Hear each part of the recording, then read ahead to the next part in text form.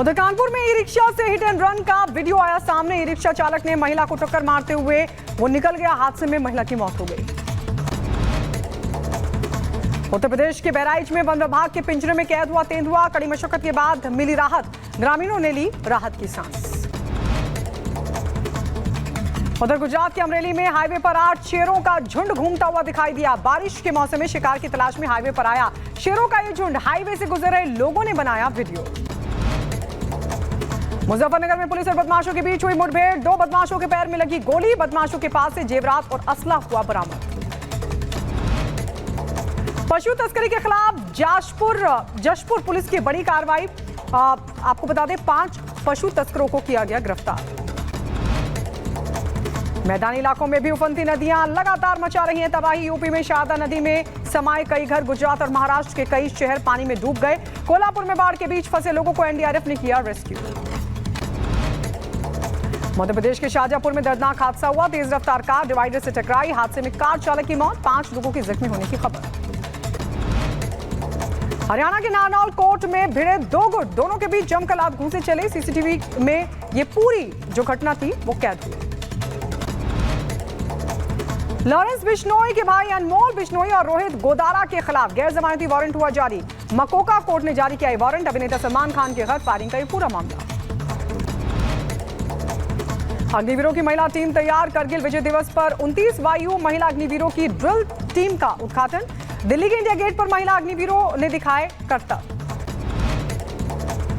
उत्तर प्रदेश, गुजरात समेत 5 राज्यों में अग्निवीरों के लिए आरक्षण।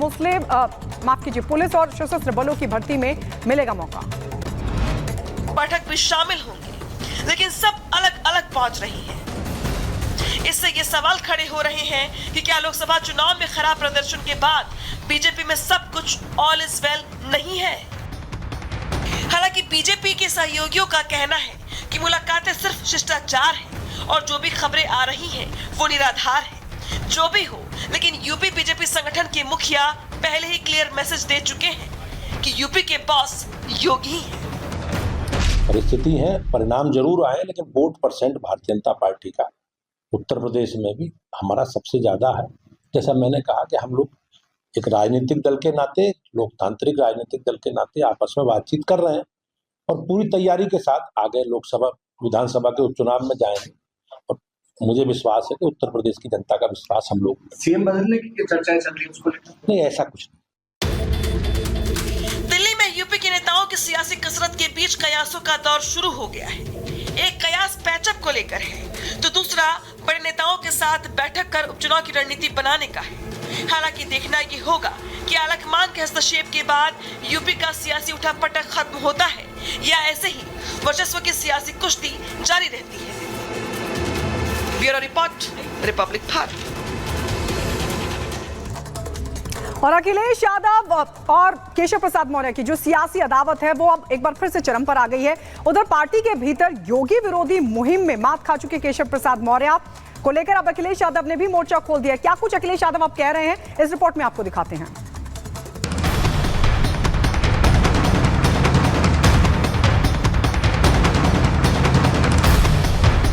लोकसभा चुनाव में यूपी में बीजेपी की सीटें कम क्या हुई।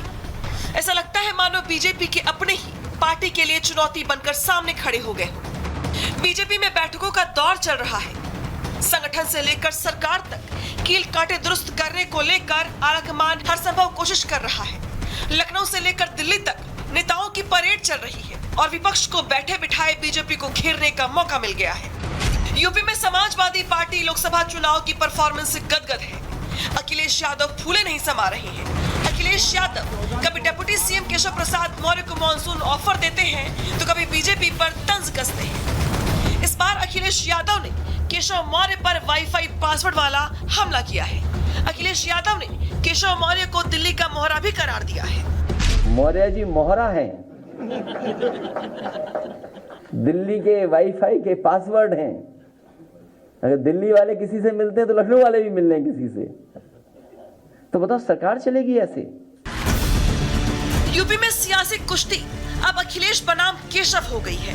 शायद यही वजह है कि अखिलेश यादव केशव मौर्य पर तंज कसने का कोई मौका नहीं छोड़ते हैं। इस बार अखिलेश यादव ने जैसे ही केशव मौर्य को दिल्ली का मोहरा बताया, वैसे ही डिप्टी सीएम केशव मौर्य ने अखिलेश यादव पर बड़ा हमला करते हुए अखिलेश यादव के पीटीए को सबसे बड़ा धोखा करार दिया।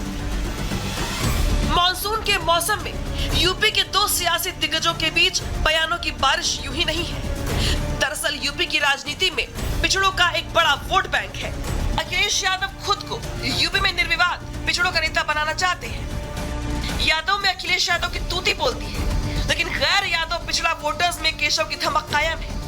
केशव को सियासी रूप से खत्म करने के लिए ही अखिलेश कभी उनका मजाक उड़ाते हैं तो कभी उन्हें ऑफर देकर बीजेपी में संदिग्ध बनाने की कोशिश करते हैं। दरअसल अखिलेश यादव और केशव की सियासी लड़ाई व्यक्तिगत स्तर तक पहुंचने के कई कारण हैं। जैसे यूपी में अखिलेश यादव और केशव दोनों पिछड़ों के नेता हैं। अखिलेश यादव समाज नेता के तौर पर स्थापित है, जबकि केशव भी कोयरी समाज पर अपना दावा ठोकते रहे हैं। केशव और अखिलेश यादव एक दूसरे को कमजोर साबित करना चाहते हैं, इसलिए अखिलेश किसी भी मौके पर केशव को छोड़ते नहीं। अखिलेश ने 2022 में केशव को सिरादू सीट से हराने के लिए पूरी ताकत झोंक दी थी, तो वहीं केशव ने भी अखिलेश यादव को आईना दिखाने में कोई कसर नहीं छोड़ी।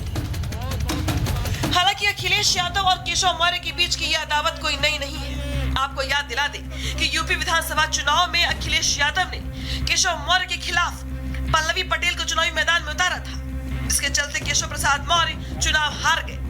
इसके बाद भी कई मौकों पर अखिलेश यादव केशव मौर्य को सरकार बनाने को लेकर कटाक्ष करते रहे हैं। इस बार भी कुछ ऐसा ही देखने को मिल रहा है। हालांकि इस बार बीजेपी ने अखिलेश यादव को कांग्रेस का चेहरा बता दिया है।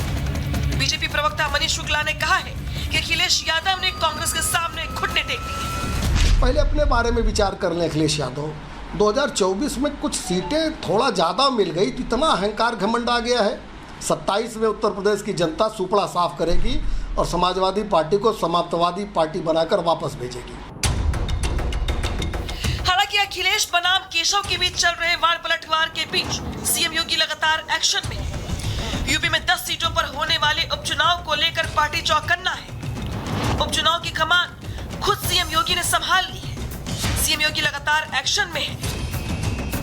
योगी लगातार अलग अलग मंडलों के मंत्रियों, विधायकों, सांसदों और पार्टी के पदाधिकारियों के साथ बैठक कर मन टटोलने का प्रयास कर रहे हैं कि आखिर चुनाव में कहां कसर रह गई। तो वहीं पिछड़े समाज से आने वाले विधायक और सांसद भी खुलकर अपनी बात रख रहे हैं। ये और बात है कि इन तमाम बैठकों से प्रदेश के दोनों डिप्टी सीएम केशव प्रसाद मौर्य और ब्रजेश पाठक ने दूरी बनाई हुई है। इस बीच मुख्यमंत्री की नजर दिल्ली दरबार पर भी है। सीएम योगी नीति आयोग की बैठक में शामिल होने के लिए दिल्ली पहुंच रहे हैं। माना यह जा रहा है कि दिल्ली में सीएम योगी पीएम मोदी से लेकर गृह मंत्री अमित शाह से मुलाकात कर रायशुमारी करेंगे। हालांकि इन तमाम सियासी कसरत के बीच जो साफ साफ नजर आ रहा है वो ये है कि फिलहाल यूपी में ऑल इज वेल नहीं है, और अगर जल्द ही नेताओं का संतोष दूर नहीं किया गया तो उपचुनाव पर इसका सीधा असर पड़ेगा, इसमें कोई दो राय नहीं।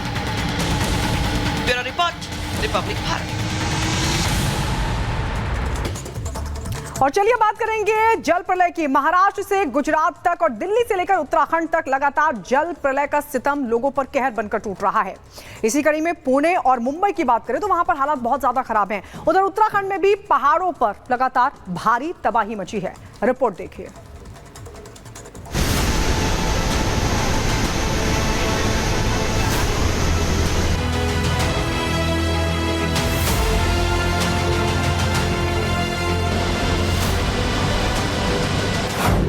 कुदरत की मार, इंसान बेहाल।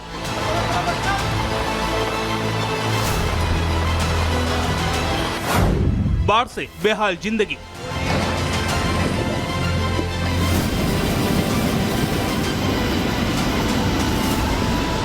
पहाड़ों पर मूसलाधार मुसीबत लोगों को डरा रही है। पानी के ये प्रभाव जिसने भी देखा उसकी रूह कांप गई। सड़कों पर नदियां बह रही हैं। लोगों को पानी से बचाने वाले खुद पानी का प्रभाव नहीं सह पा रहे हैं। घरों तक नदियों का पानी मलबे के साथ पहुंच रहा है। नदी के तेज बहाव में कई लोगों के आशियाने जमींदोज हो गए।